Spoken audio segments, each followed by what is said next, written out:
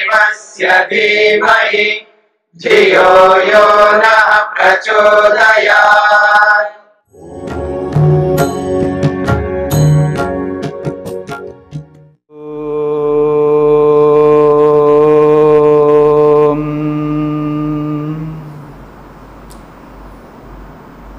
कैवल्यपाद के 13 सूत्र तक हमने विचार किया है। 13वें सूत्र में एक बहुत बड़ी बात कही गई थी,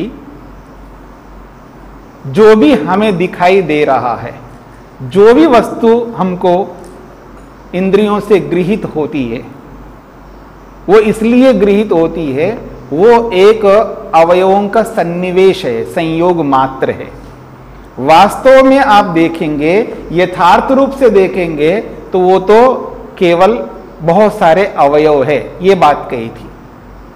उसी बात को लेकर के प्रश्नकर्ता एक प्रश्न प्रस्तुत करता है 14वें सूत्र की भूमिका के रूप में। वो कहते हैं यदा सर्वे गुणाः कथम एकः शब्दः एकम इंद्रियम इति। बहुत अच्छा प्रश्न किया है प्रश्नकर्ता ने। वो कहते हैं यदा सर्वे गुणाः, आपने कहा जितने भी पदार्थ आप देख रहे हैं, देख पा रहे हैं, वो तो केवल गुण स्वरूप है, अर्थात सत्व रज तम स्वरूप है। सत्वरज तम से अतिरिक्त कुछ है ही नहीं है। तो सबको आप गुण स्वरूप मानो। आप घड़े को भी गुण कहो और आभूषण को भी गुण कहो, हाँ, आप मकान को भी गुण कहो, मोबाइल को भी गुण कहो, पुस्तक को भी गुण कहो, छाते को भी गुण कहो, किसी को भी आप गुण ही कहो, तो फिर तो ये तो बात कैसे बनेगी। इस बात को ध्यान में रख करके कह रहा है कि यदि सर्वे गुणा, सारे के सारे गुण ही स्वरूप हैं, सब एक ही है ना। आप ये कहिएगा कि मीठा भी गुण है, यानी चीनी, शुगर जो भी आप प्रयोग में लाते हैं, मिश्री, ये गुण है, गुण स्वरूप हैं। अब आप मिर्ची ले आओ, मिर्ची का पाउडर ले आइए, ये भी गुण स्वरूप है। और दोनों में जमीन आसमान का अंतर है, व्यवहार तो यही कह रहा है। तो आप कह रहे हो सब गुण स्वरूप है, सब सत्व रज तम स्वरूप है, ऐसे कैसे हो सकता है। फिर कथम एका शब्द एकम इंद्रियम, फिर एक शब्द क्यों बोल रहे हो, वो एक थोड़ा है, वो तो अनेक गुण है उसमें। एक घड़ा क्यों बोल रहे हो, वो एक नहीं है, उसमें तो अनेक अवयव है, अनेक गुण है।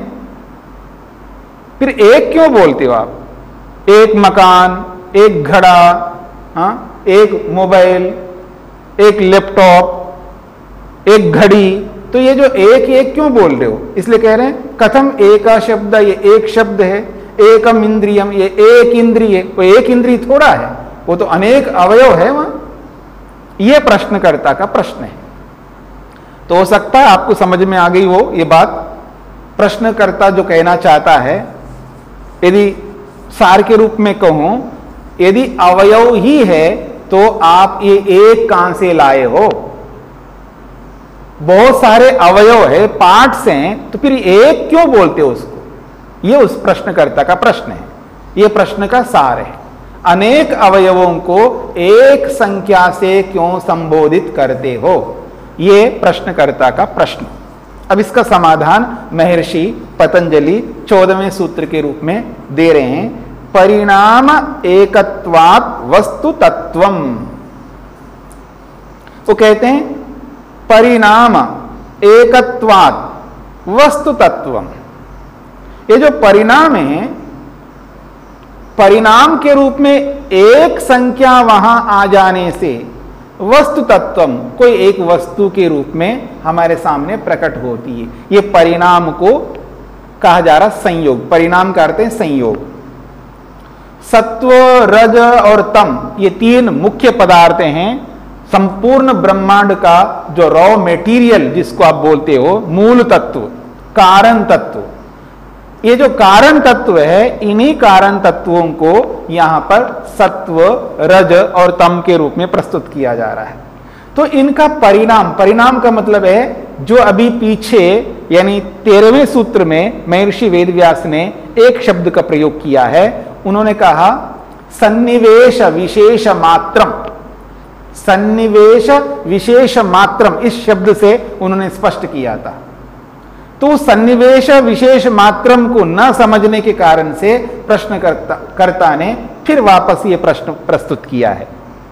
सन्निवेश का अर्थ है अनेक अवयवों को एक स्थान पर लाना, और केवल एक स्थान पर नहीं लाना। जैसे आप गेहूं है, चावल है या दालें हैं, एक रूम में बिखेर दीजिएगा, पूरे फैला दीजिएगा उसको, तो दूर दूर एक एक दाना दूर दूर होंगे, और आप इकट्ठा कर दीजिएगा, एक राशि बना दीजिएगा, एकत्रित कर दीजिएगा। तो ये जो एकत्रित करना, ये जो सन्निवेश है, ये अलग प्रकार का सन्निवेश है। ये तो केवल आपने जो फैले हुए पदार्थ है, फैली हुई वस्तुएं हैं, या जो फैला हुआ धान है या चावल है या यूं कहिए दालें हैं, उनको आप इकट्ठा करके एक राशि के रूप में रख दिया है। ये वो वाला सन्निवेश नहीं है, यहां पर वो वाला संयोग नहीं है, ये विशेष रूप से संयोग है। यही शिल्प कला कहते हैं इसको कहते हैं शिल्प विद्या, इसको आप इंजीनियरिंग कह सकते हो। तो वो जो इंजीनियरिंग है, शिल्प विद्या है, उसमें उनको केवल एक स्थान पर ला करके एक समुदाय के रूप में नहीं रखते हैं, उनको ऐसा संयुक्त करते हैं, ऐसा संयुक्त करते हैं, यदि उसको पकड़ करके ऐसे ऊपर उठाओ तो इकाई के रूप में पूरा का पूरा ऊपर उठ जाएगा। लेकिन आप चावल को, जो बिखरा हुआ चावल है, उसको इकट्ठा करके एक राशि बना दो और ऊपर से पकड़ करके ऐसा करो तो सारा का सारा वो राशि ऊपर जाएगी, ऐसा नहीं है।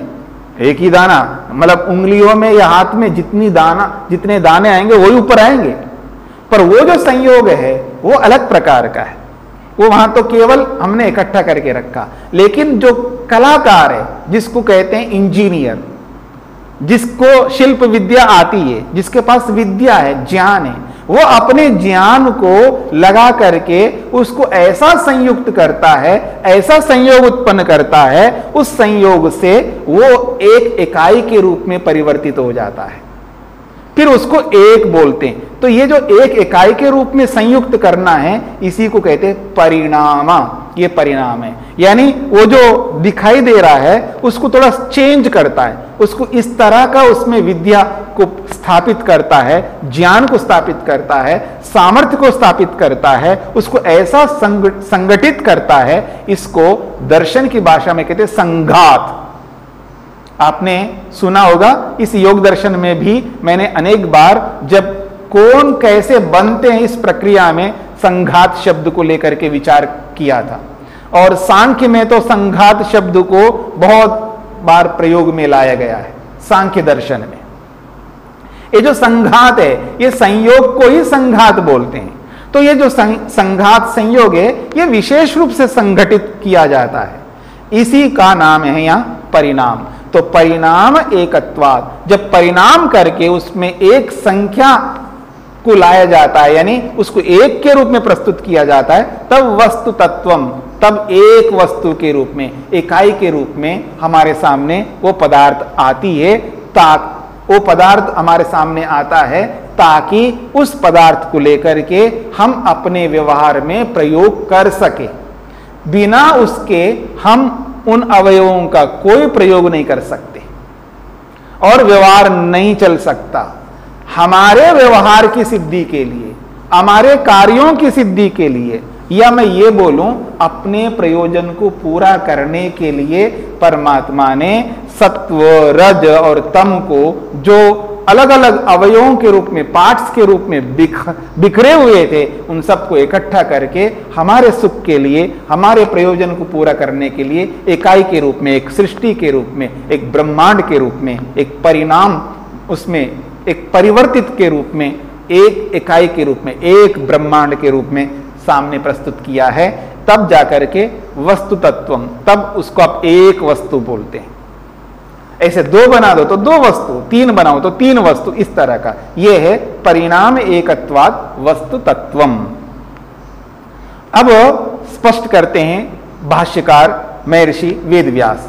प्रज्ञा क्रिया स्थितिशीलानाम गुणानाम ग्रहणात्मकानाम कर्ण भावेन एकः परिणामः श्रोत्रम इंद्रियम।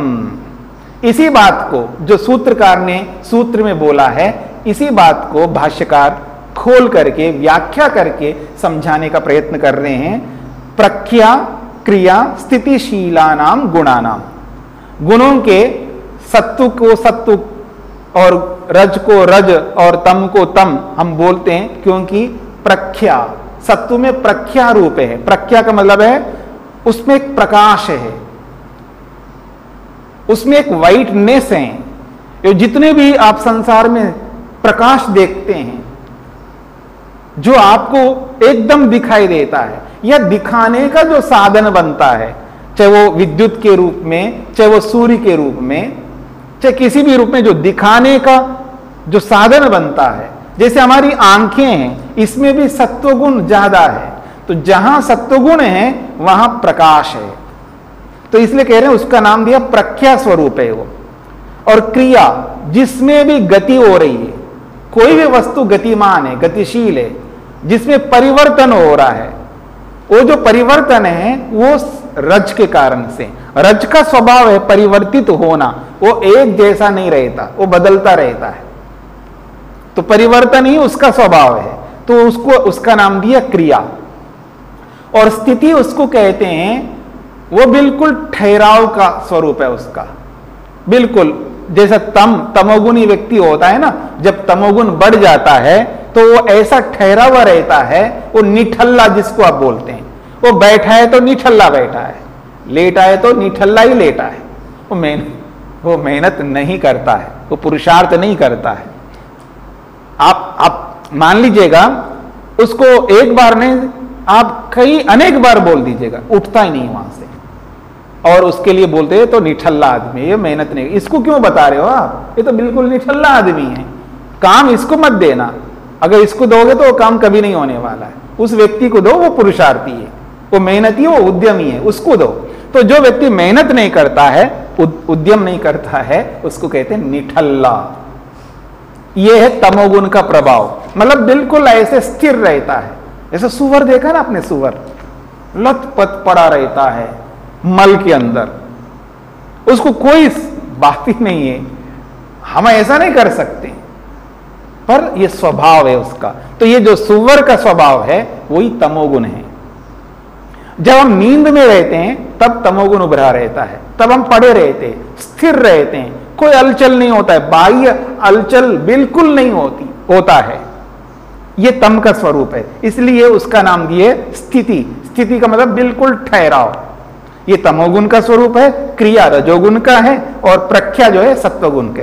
तो गुणों के ये स्वभाव बताए जा रहे हैं। प्रख्या क्रिया स्थिति स्वभाव वाले ये जो तीन गुण हैं, इन तीन गुणों का, यानी इन तीन गुणों को परमात्मा ने एक ऐसा संगठित किया है, ऐसा संयुक्त किया है, उनमें ऐसा संयोग किया है, उस संयोग से एक स्थिति बनती है ग्रहणात्मका नाम, उसमें ग्रहण स्वरूप आ जाता है। यानी उस सत्व रज तम में ग्रहण करने का स्वभाव है, पर वो दिखता नहीं हमको। उसके स्वभाव को उजागर करता है परमात्मा, उसको बाहर प्रकट करता है। तो सत्व रज तम में ग्रहण करना, ग्रहण का मतलब है पकड़ना, अनुभव कराना, उसके अंदर ये सामर्थ्य है, यानी वो साधन बनता है, हमारे लिए साधन के रूप में प्रस्तुत होता है। तो इसके लिए कहा ग्रहणात्मका नाम गुणा नाम, वो ग्रहण कराने के स्वरूप वाले बन जाते हैं, यानी पकड़वाने के स्वरूप वाले बनते हैं। तब उनको कर्ण भावेना, उनका नाम दिए एक कर्ण है। कर्ण का मतलब है साधन। जैसे कुलाड़ा है, एक साधन है काटने का। ये जो आंख है, ये साधन है देखने का। ये जो हाथ है, ये कर्म करने का साधन है। ये जो पांव है, ये चलने के साधन है। तो जितने भी साधन बनते हैं, जिनको आप साधन बोलते हो, उनको संस्कृत में कर्ण कहते हैं। तो इन गुणों को करणों के रूप में उन्होंने संगठित किया है, एकत्रित किया, तब जाकर के एक परिणामा, एक परिणाम निकल करके आता है इकाई के रूप में। तब वो उसको कहते हैं श्रोत्रम इंद्रियम, उसको श्रोत्र इंद्री कहते हैं। तब जाकर के उस इंद्री से, श्रोत्र इंद्री से हम शब्दों को सुन पाते हैं। देखिए श्रोत्रम इंद्रियम, श्रोत्र इंद्रिय हैं, वो इंद्रिय तो वैसे भी दिखाई नहीं देती है, बहुत सूक्ष्म है। सत्वरजतम जो है, जब श्रोत्र इंद्रिय नहीं दिखती हमको, सत्वरजतम कैसे दिख पाएंगे? वो और कितने सूक्ष्म होंगे, कितने अप्रकट रूप में होंगे। तो इसलिए कह रहे हैं उन सत्व रज तम को ऐसे संगठित करता है, ऐसे मिलाता है, ऐसा संयुक्त करता है, यही कलाकारी है, यही विद्या है। इसी को आप कला कहते हैं, इसी को योग्यता कहते हैं। आप इस कला रूपी योग्यता को लेकर के परमात्मा ने उसको एक करण स्वरूप दे दिया, ग्रहणात्मक स्वरूप दिया, क्योंकि यह पकड़वाने वाला है। किसको? शब्द को। इसलिए इसको कहते हैं ग्रहण। ग्रहण का मतलब ग्रहण कराने वाला, पकड़ने वाला, और उसको संस्कृत में कहेंगे करण। तो उसको करण के रूप में, साधन के रूप में हमारे लिए बना करके तैयार करता है, तब जाकर के एक परिणामा, एक परिणाम यानी एक संघात, एक संयुक्त पदार्थ उत्पन्न होकर के तैयार होता है। उसका नाम दिया श्रोत्रम इंद्रियम, उसको श्रोत्र इंद्रिय बोलते हैं। एक उदाहरण मात्र है। ऐसे ही श्रोत्रेंद्रिय बनाया है, तो ऐसे ही आपका नेत्रेंद्रिय, आपकी नेत्रेंद्रिय को बनाया, ऐसे सारी इंद्रियों को इसी तरह बनाया, समस्त पदार्थों को इसी तरह बनाया। फिर अगले विषय को लेते हैं, ग्राह्यात्मका नाम शब्द तन्मात्र भावेन एक परिणामः शब्द विषय इति। तो कहा ग्राह्यात्मका नाम, ग्राह्य कहते हैं जिसको पकड़ा जाता है, जो पकड़ में जो आती है उसको ग्राह्य कहते हैं। एक तो ग्रहण कराने वाला साधन, एक तो साधन है, और जिस साधन से जो गृहीत होती है वस्तु, वो जो गृहीत होने वाली वस्तु है वो है ग्राह्य। ग्रहण और ग्राह्य, ये शब्दों में बहुत अंतर है। ग्रहण तो साधन होता है, और ग्राह्य उसको कहते हैं जो पकड़ में आती है, जिसको हम पकड़ लेते हैं, उसको ग्राह्य कहते हैं। तो ग्राह्यात्मका नाम, देखिए सत्वर स्तंभ तो वही है, उन्हीं सत्वर स्तंभ को लेकर के परमात्मा ने एक साधन बनाया, ग्रहण कराने वाला, पकड़वाने वाला बना दिया। अब उस पकड़वाने वाले से जो पकड़ में वस्तु आती है वो है ग्राह्य, और वो ग्राह्य कोई भी वस्तु हो सकती है, लेकिन यहां पर महर्षि वेदव्यास ने शब्द तन्मात्र भावेना, उसका नाम दिया शब्द तन्मात्र। शब्द तन्मात्र वो होता है जो कि जो भी आकाश है, आज हमें दिखाई दे रहा है आकाश, अवकाश, जिसमें हम चलते हैं, आते हैं, जाते हैं, जो स्थान हमको प्रदान करता है ये आकाश, उस आकाश का मूल रॉ मेटीरियल है, जिसको कहते हैं शब्द तन्मात्रा। वो एक इकाई है। तो कह रहे हैं शब्द तन्मात्र भावेना एक परिणामा, वो शब्द तन्मात्रा के रूप में एक तत्व को बनाया है। शब्द विषय इति, और उस शब्द तन्मात्रा का जो विषय है वो शब्द है, जो हम कानों से सुनते हैं ना, वो शब्द जो है उसका विषय है, वो भी एक है, इकाई है। तो इस प्रकार से बहुत सारे तत्वों को बनाया परमात्मा ने। तो यहां उदाहरण के रूप में कुछ बोल करके इकाई को बताने के लिए यहां पर प्रयास किया जा रहा है। महर्षि पतंजलि, महर्षि वेदव्यास जी जो है, दोनों मिलकर के एक ही बात को कहना चाहते हैं, जितने भी परिणाम हैं, इकाइयां हैं, ये अनेक अवयवों से मिलकर के बनी हुई हैं, तभी उसको एक वस्तु के रूप में बोला जाता है। इन बातों को और आगे समझने का प्रयत्न करेंगे।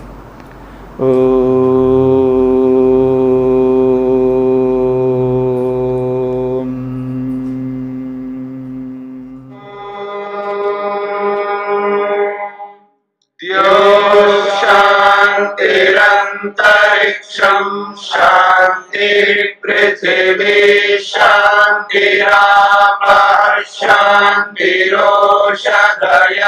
शांतिः वनस्पतयः शांतिर्विश्वे देवाः शांतिर्ब्रह्म शांति सर्वं शांति शांतिरेव शांति क्षमा शांतिरेधि। ओम शांति शांति शांति।